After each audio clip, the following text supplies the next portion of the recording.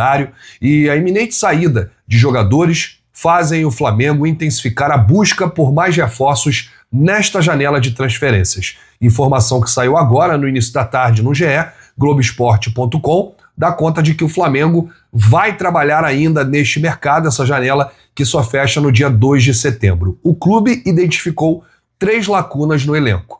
Depois de debater internamente, o Flamengo chegou à conclusão que precisa buscar mais um zagueiro no mercado.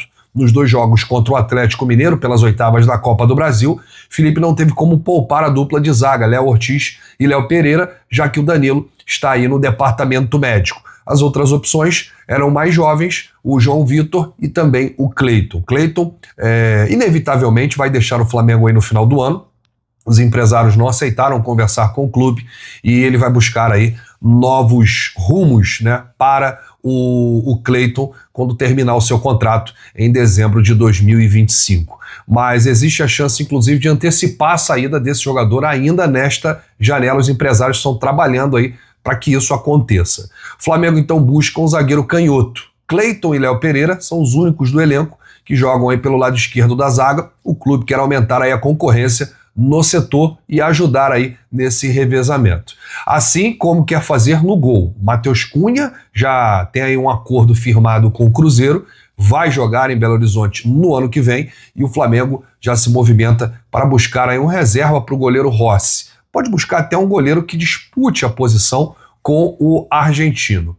A última lacuna é no ataque. A diretoria, a pedido da comissão técnica, procura um centroavante com características diferentes das de Pedro, um jogador com mais mobilidade. Lucas Beltrán, da Fiorentina, Tati Castellanos, da Lazio, estiveram no radar do Flamengo, inclusive negociaram, mas o clube rubro-negro não conseguiu aí avançar com os clubes italianos. O Flamengo admite investir mais ou menos 15 milhões de euros, 95 milhões de reais, ainda nesta janela do meio de temporada, para conseguir aí esses 3 reforços. Até o momento, o clube já gastou 43 milhões de euros, convertendo para o real dá 273 milhões de reais, nas contratações de Emerson Royal, que veio para o lugar do Wesley, Carrascal, Samuel Lino, Saul Niguez, que veio sem custos, e Jorginho, né, que chegou aí em junho, naquela primeira janela especial da FIFA. Flamengo desembolsou aí luvas e comissão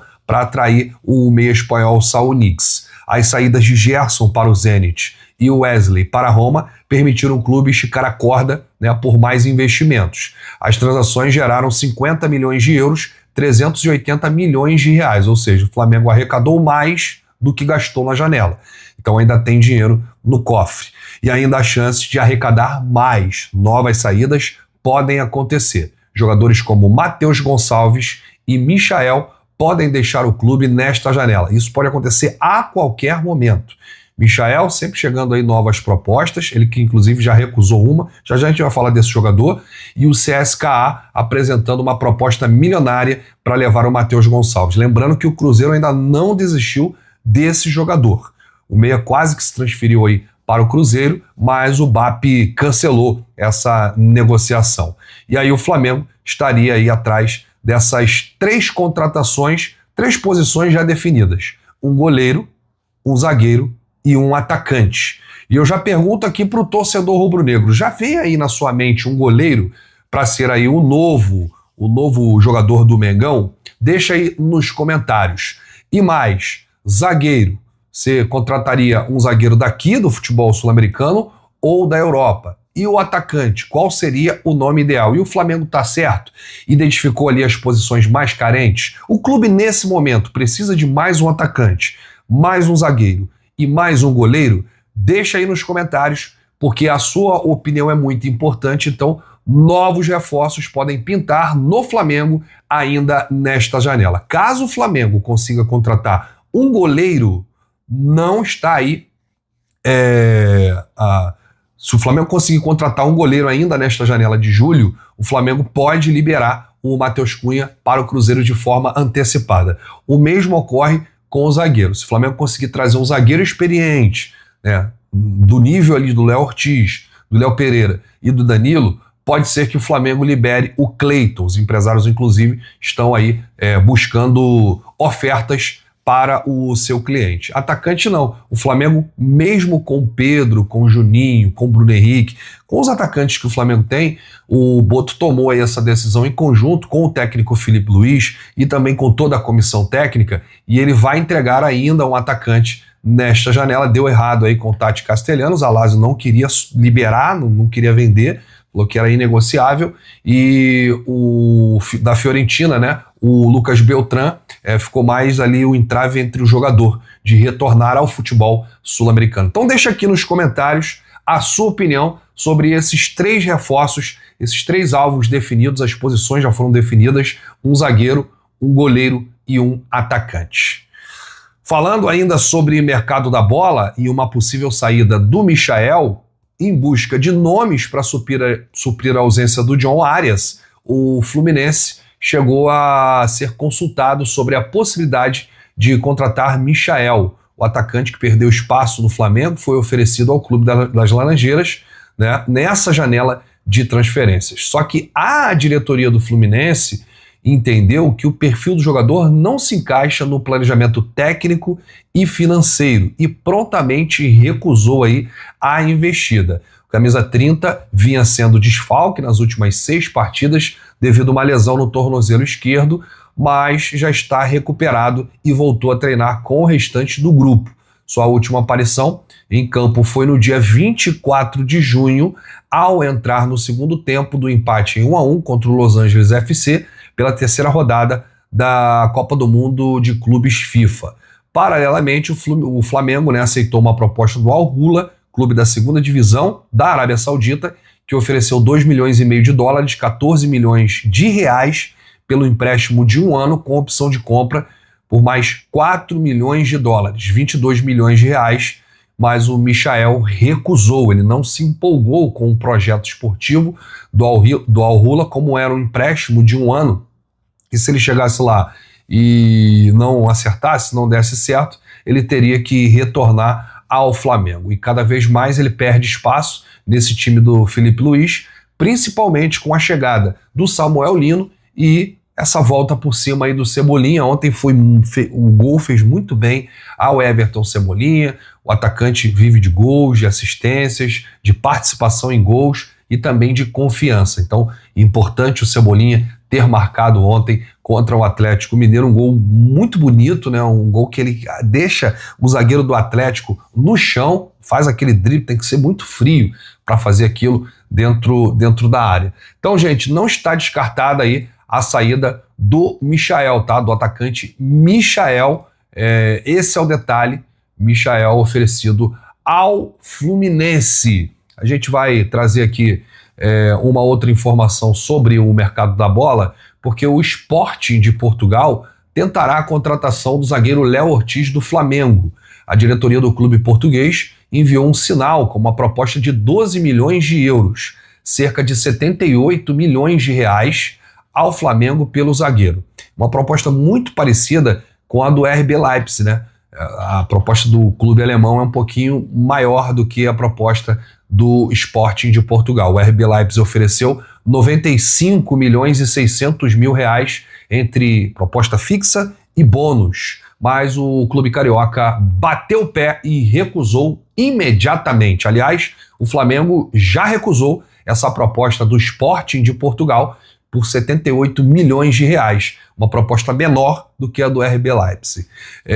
Tanto o clube alemão quanto o clube português preparam aí novas ofertas com valores maiores pelo zagueiro Léo Ortiz, o Flamengo que vai segurar o atleta nesta janela. O Flamengo não vai perder o Léo Ortiz nesta temporada. Pode ser que no final do ano ele receba uma proposta maior, melhor, mais vantajosa, de um clube de primeira linha, mas nesse momento a realidade é essa. Novas propostas podem chegar pelo Léo Ortiz, mas o Flamengo não vai aceitar. Não vai sair um titular absoluto da zaga. Então o torcedor pode ficar aí despreocupado. São propostas abaixo de 100 milhões de reais por enquanto, mas essas propostas elas podem aumentar, ultrapassando os 100 milhões de reais. Mesmo assim, o Flamengo não vai aceitar negociar o seu zagueiro, né, o seu zagueiro titular, o Léo Ortiz.